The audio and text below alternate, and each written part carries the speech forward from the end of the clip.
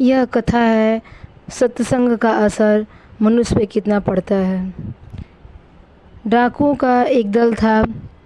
उनमें जो बड़ा बूढ़ा डाकू था वह सबसे कहता था कि भाई जहाँ कथा सत्संग होता हो वहाँ कभी मत जाना, नहीं तो तुम्हारा काम बंद हो जाएगा। कहीं जा रहे हो, बीच में कथा होती हो तो ज़ोर से कान बंद दबा लेना, उसको सुनना बिल्कुल नहीं। ऐसी शिक्षा डाकुओं को मिली हुई थी। एक दिन एक डाकू कहीं जा रहा था। रास्ते में एक जगह सत्संग प्रवचन हो रहा था। रास्ता वही था, उधर ही जाना था। जब वो डाकू उधर से गुजरने लगा तो उसने ज़ोर से अपने कान दबा लिए। चलते हुए अचानक उसके पैर में एक कांटा लग गया। उसने एक हाथ से कांटा निकाला और फिर कान दबाकर चला गया।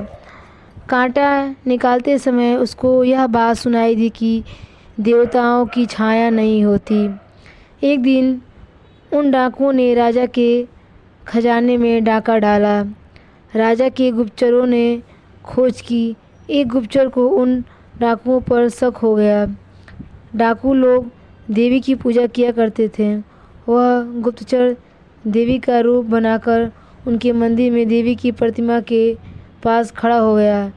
जब डाकू लोग वहां आए तो उसने कुपित होकर डाकुओं से कहा कि तुम लोगों ने इतना धन खा लिया पर मेरा पूजा नहीं किया, मैं तुम सबको ख़त्म कर दूंगी।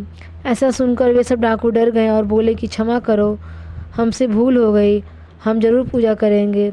अब वे धूप दीप जलाकर देवी की आरती करने लगे।